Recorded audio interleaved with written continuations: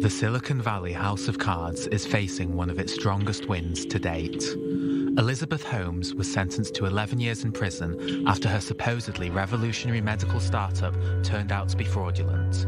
Sam Bankman-Fried, a man who was worth more than $30 billion before he turned 30, lost the majority of his fortune overnight and fled the US as his cryptocurrency exchange FTX collapsed. And Elon Musk hasn't had the quietest of starts since his $44 billion Twitter purchase.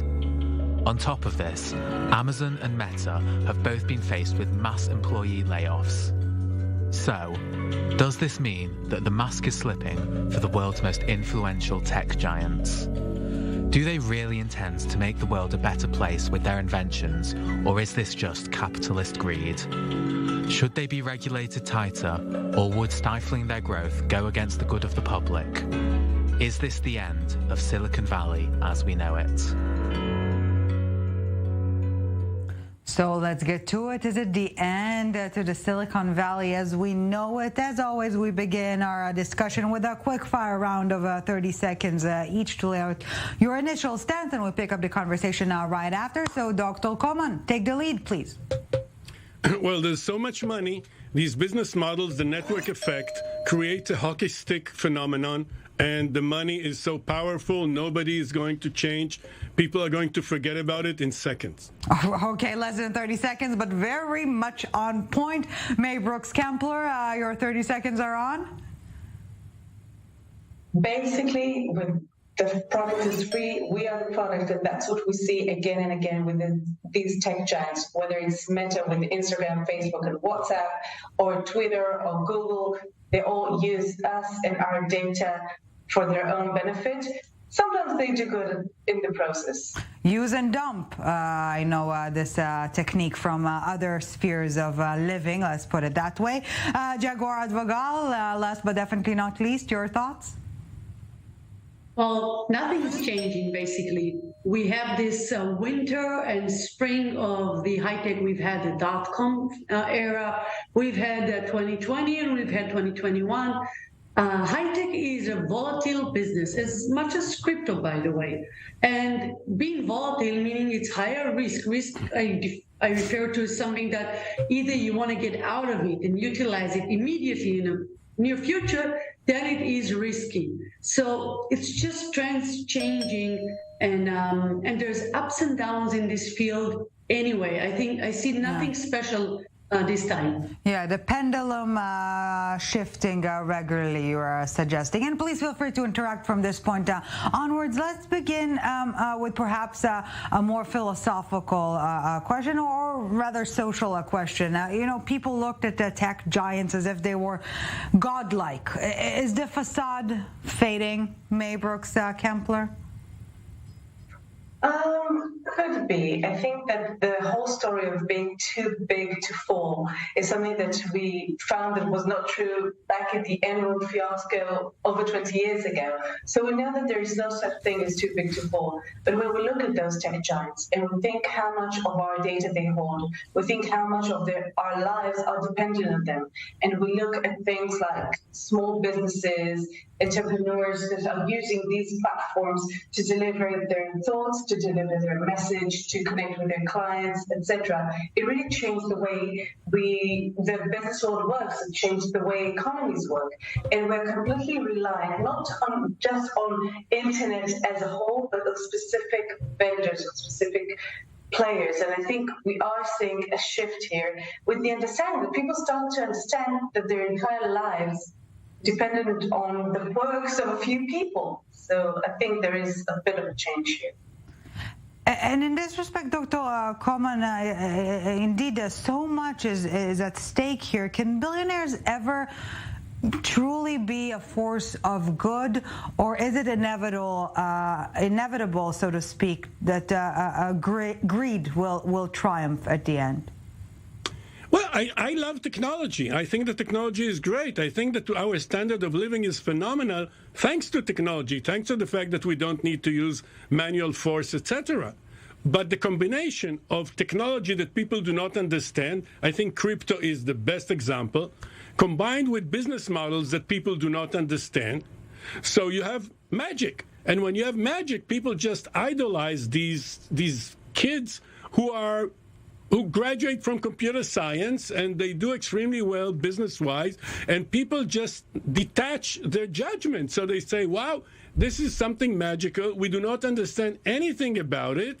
And as a result, they just pour their money into it, and you have the snowflake. Another problem is that these kids who originally have good intentions, perhaps eventually they slide down Maslow's pyramid. In the beginning, they really do it for fun. They really want to do great things. And then they just prostitute themselves because the smell of money drives them crazy. Yeah, the intoxicating to an extent. Yes. Adva Jagora Gal, do you think that investors will simply stop being, stopping being so starstruck by those talented kids, as Dr. Coleman is putting that? Definitely so. I believe those kids, as was mentioned by my colleagues and panel members, they're billionaires thanks to greed, but greed is not necessarily something bad as long as it doesn't override obeying and complying with regulations and rules and being honest, etc. So these kids have been doing phenomenal things and new technologies that most investors and people don't understand, and that's great. And thanks to that, our lives have been much better. So investors look at that and they're really fascinated, and they'll put money into it, and we'll forget the due diligence procedures that we've been running over and over for years when I was with Intel Capital as a VC, etc. But there's going to be a downturn, and regulators will toughen regulations, and then we'll see the cycle go over and over again. Then there'll come the new Cinderella of the high tech, of a crypto, of a finance, of fintech, or whatever. And once you loosen up your procedures, you might get bumped again. And before we get further into the issue of regulation in the second part of our discussion, Maybrooks Kempler, I do want to stay with the personas. Why are so many startup geniuses, so to speak, Adam Neumann and Holmes and Sam Bankman-Fried most recently, are failing so colossally? Do they have too much pressure, perhaps, on them while being too young to lead such grand operations that have such a great impact on humanity? I think that's part of the reason. I don't think it's just a matter of age. I think it's a matter of skill set as well. I think when we go to these stories with Elizabeth Holmes or with Sam Bankman-Fried or with anyone else, Mark Zuckerberg as well, they all went through the process of being these tech geniuses with incredible ideas and incredible sort of mindset of how technology works and how they can utilize it and, in theory, make the world a better place. Some of them, and I think Mark Zuckerberg, that aspect, is a wonderful example. He understood early on, relatively speaking, that he needs help, that he needs to have people on board that have that business experience. That he cannot just continue to have wonderful technological ideas. He needs some sort of structure. And I think that's where FTX, for example, failed, because they didn't go to the next level. They didn't add experienced business people into the mix. And I think that's a huge thing, because it's not just about the technology. So as someone who's definitely not into delegating much power, quite the opposite, Elon Musk obviously made all these radical changes when he first acquired Twitter. It feels like ancient history just short weeks ago. His premise was that Twitter was run by people with certain agenda and that he needs to reverse it all. So he made some policies, but now he's rolling back on them. And my question to you, Dr. Coleman, is maybe he's, just trial and erroring his way back to business and further away from agenda setting? Trial and error is the way to manage technology today. That's what we call agile. You try something, it works. That's how Elon Musk managed his SpaceX project, where he would send those rockets, they would crash, he would send another one, etc. That's not what he's doing here. What he's doing here is a knee-jerk management. He just makes decisions, including the purchase of of Twitter. He makes decisions. They turn out to be ridiculous. And I think this is a pathology of millennials or perhaps Generation Z. On one hand, they're extremely technologically savvy. On the other hand, their maturity is very challenged, if I were to say it. And they are very sour losers. They are used to be winners. So whenever they do poorly, they lose control. So Elon Musk, for instance, now he discovers that he's managing too many projects. That's what we call bad multitasking. So no doubt he's a genius. No doubt he's doing bad multitasking. And I think what happened in the other examples, again, people believed the hype around them. They were surrounded by people who just sucked up to them, and they bought this story. And when they turned out to be losers, when the market turned against them, they just started stealing the money, cheating, and whatever. May Brooks Kempler, you seem to be in a slight disagreement with Dr. Coleman here. No, not a disagreement at all. I agree with him completely. I think that it's very easy in hindsight and from a distance to judge the decisions. And I saw a lot of scrutiny about Mark Zuckerberg over the last week regarding layoffs at Meta, and was it right to go to the metaverse? And just like I'm all for technology. I'm a very early adapter of most technologies. Yeah. And I think it's easy to say from a distance, again, oh, he was wrong, he shouldn't have done that. Probably. But again, it's hindsight and it's easy to say. We're always smart in retrospect. And Adva Jaguar Agal, will all these high-profile cases of meteoric rises and colossal fails, will it change this fake it till you make it type of approach when it comes to the Silicon Valley? Well, I would say I strongly disagree, and I'm happily disagreeing on that. And I believe that what Elon Musk was doing with Twitter is showing the commander spirit, like there's a new chief in town with his own rules. And I do not see that as a tweaky trial and error and ups and downs on that on his side. I see that as bringing a whole new spirit and whole new change of making that company, Twitter, more of an operating company, maybe a fintech company, an engineering kind of a company, and not that much of an advertising and content company.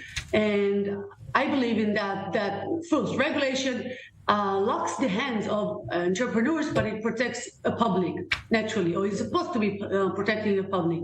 So I don't see it as an ups and downs. I see it as a great new progress, and I'm happily disagreeing with my esteemed colleagues here. And on that note, we will be taking a quick break now, but when we get back, we dive further into the elephant in the room regulation. But to sum up this part of the debate, do not listen to what people tell you. Listen only to what your mother thinks of you, right, Dr. Coleman?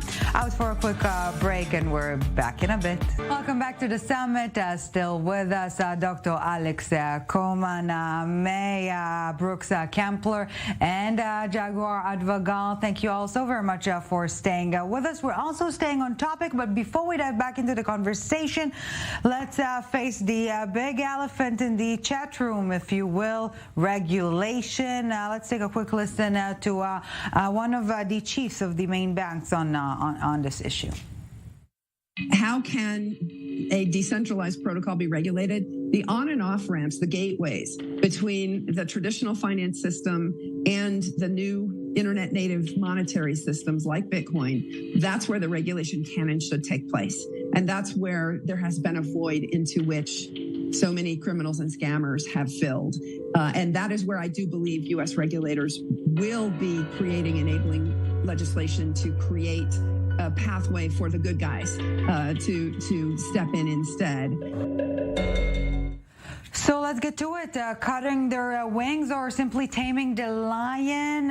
Is tighter regulation the solution? Let's again begin with a quick fire round of 30 seconds each and pick up the debate from there. Jaguar, please take the lead. Well, regulation basically cannot avoid operatingly anything. It can instruct, it can require compliance, it can make the rules of how to, and by that, if companies comply with regulation, Those rules are supposed to protect the public being investors, suppliers, customers, clients, etc. So some companies choose to get incorporated in location in which they don't have to comply with too tough of rules for them. Yeah, but these are methods that we're familiar with from other business spheres as well, not something tech giants invented. We will get back to that in a second. May Kempler Brooks, your 30 seconds are on. I think that regulation is, in all, is a good thing. It's here to protect us. It's here to protect the public, the companies, the investors, everyone. But on the other hand, regulators should remember that they shouldn't stop businesses from operating.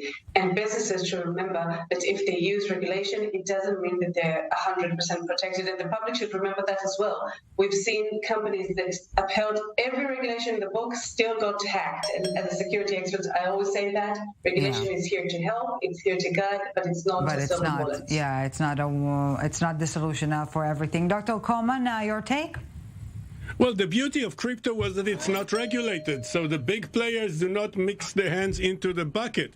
That's also the ugly part of it. Nobody understands, nobody regulates. The CEOs are babies. There's no board of directors, and there's no regulation. So this thing must stop. We must have regulators, but regulators who are proactive, not regulators who go after the buildings burned down, and then they say, wow, there was a big problem. These should be people who actually stop things on time and not post-mortem. And regulators have turned out to be totally impotent. And in this respect, Dr. Coleman, and let's feel free to interact from this point onwards, are we better off being controlled by eccentric geniuses or by governments? Is there an in-between here? Well, when I did the project for a pharmaceutical company, I learned that the difference between a medicine and poison is the dosage. So the best medicine, if you take too much of it, it becomes poison. And this is totally true about regulation. No regulation, and you have all these jokers burn billions of dollars. Too much regulation, and you choke the company, you don't let it grow. And I'm afraid that regulators are not very good at finding the right amount so that they let things grow, but they do not let things grow wild. And I think that's the big problem. And often regulators do not understand what's going on. We've seen this in the drug business, where you have those boutique drugs, people mix things, and by the time regulators understand what's going on, they mix some other stuff. So regulators are too slow and too lazy and too enchanted by the magic of these geniuses, so they do not actually regulate, they do not do their job at all. Jaguar Advogal, your thoughts? Well, it's not necessarily so that we don't have regulation for crypto. We have regulation, and some of it applies to crypto just as much. I fully agree that we need crypto-specific regulation and an enabling one, not a blocking one. So that's for sure. However, regulation, remember, will not stop it by itself. You need to comply with it. Right. And what in the States is done pretty badly is a soft kind of a regulation, which goes that regulation by enforcement and not by legislation. And that is the wrong part, because when entrepreneurs don't know in advance what in the law is forbidden or what is okay to be doing, then they won't be able to manage businesses accordingly. And then we'll have geniuses, younger or older, it doesn't really matter. Geniuses will try to do their best, but will be very, very wrong or doing wrongly because they don't know that in advance. And we can't go by enforcement. It's just like driving a car, watching just the back mirror. We have to have a forward-looking and a legislative regulation. And when Jaguar is saying we, do we, the consumer that is, have any responsibility in detecting red flags such as, the FTX thing? Do we share the responsibility, or should we take upon ourselves some levels of responsibility, May? I think absolutely so. We can't just say the regulator said it was okay, so it's okay. It's just like with, and again, I'll take it to my area of expertise with cybersecurity and with phishing, that people see phishing and then they go and they spend money on the wrong side, and then they go to their credit card company and tell them, give us back the company. Or they fell victim to any sort of hack and they send the money, and again, they ask the money back. There is something called personal responsibility. You have to look at the red flags. You won't go into any other investment except for in the internet and just give them your money. If I will say, buy a piece of land off me, someone will probably check that I actually own that piece of land. And I think that it's exactly the same in the virtual world as it is in the real world. Jaguar, your thoughts? We can't really expect regular consumers to be able to review compliance with regulations, with licenses, with law. Most people are not legally knowledgeable enough to be able to do that. That's what regulators are for, and regulations are for. That's on one hand. However, this does not relate to all the VCs, the huge VCs, the pension funds related investment funds that were investing, for example, at FTX without apparently doing any kind of a due diligence on that. So there's two kinds of different sectors to review. Consumers, I expect nothing unless it's in crypto, by the way, and VCs and investment funds, I expect a lot. Just to put a note only regarding crypto, real cryptonaires would always say that not your keys, not your crypto, meaning if you don't control your own digital wallet, it is not your money, it is not your funds. But that's very specific for crypto. Well, I'm still keeping my money under the rug at this point of humanity. Dr. Coleman, we're nearing the end of our debate. Where are we heading from here? Have we reached the point of no return when it comes to the Silicon Valley? No, I think that these phenomena would behave as tsunamis, and we'll see more and more of these tsunamis. And again, I believe that the naive investor has no way of judging these magical Harry Potters who just, by waving a wand, just become multi-billionaires. So, I mean, if these big funds do not understand them, obviously the small investor cannot. But we have these mechanisms. For instance, simple people cannot just invest into any venture. You have to have this venture on the stock market to allow the regular investor to get in. But in these cases, we see that every kid and their aunt can invest into that, lose all their money to the magical Harry Potter, and that's really sad. Well, allow me to quote Janis Joplin, freedom is just another word for nothing left to lose. Thank God I'm not a billionaire, right? Oh, what a relief. Right. Dr. Alex Coleman, Jaguar Advogal, and Brooks Kempler, thank you so very much for this conversation. Hopefully we'll see you again on the show soon. Out for a break, back with much more. Don't go anywhere.